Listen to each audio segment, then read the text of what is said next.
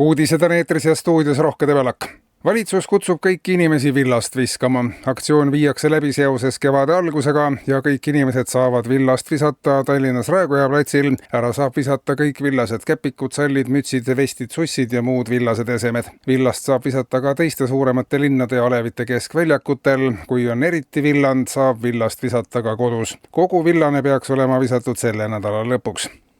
Ja välisuudiseid. Ameerika Ühendriikide president Donald Trump viibib ametikohustuste täitmises meditsiinilistel põhjustel eemal mõne päeva, andis täna hommikul teada presidendi pressiteenistus. Presidendi tervis on heas korras, tegemist on kosmeetilise küsimusega ja väikese plastilise operatsiooniga. Viimaste nädalate jooksul on Vladimir Putin Donald Trumpi nii palju ninapidi vedanud, et see hakkab juba kõrvaltvaatajatele silma ja paljud on juba ka märkinud, et ei tunne oma presidenti enam äragi. Nina on vaja lühemaks saada mõne sentimeetri võrra, võib tunduda, et seda on vähe, aga ninapidi vedamine jätkub, ees seisavad mitmed läbirääkimised ja ametlikud kohtumised ja kirurgiline, osalt ka ennatlik sekkumine on vajalik. Vastasel korral ulatuks Donald Trumpi nina poole aasta pärast juba Moskvasse. Ja tagasi Eestisse.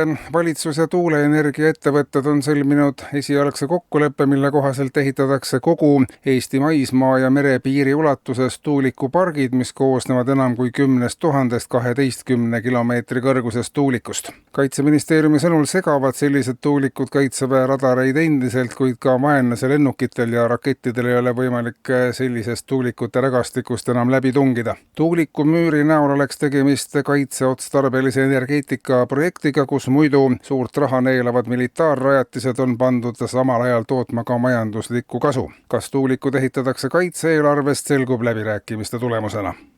Ja mitmesugust. Sotsiaalministeeriumi värske uuring lükkab ümber paljud varasemad uuringud, mis väitsid, et suurem osa inimesi elab palgapäevast palgapäevani. Nüüd on tehtud kindlaks, et elatakse ainult 6-7 esimest päeva pärast palgapäeva. Edaspidi tuleb periood, mida võiks nimetada lühidalt, mis elusega on perioodiks. Täiel rinnal saab elada 3 esimest päeva pärast palgapäeva. Eesti elanike säästmine on samuti oluliselt paranenud, sest nädal pärast palgapäeva ei kulutata enam mitte midagi ja selle näitajaga on eestimaalased ühed kõige suuremad säästjad terves Euroopa Liidus.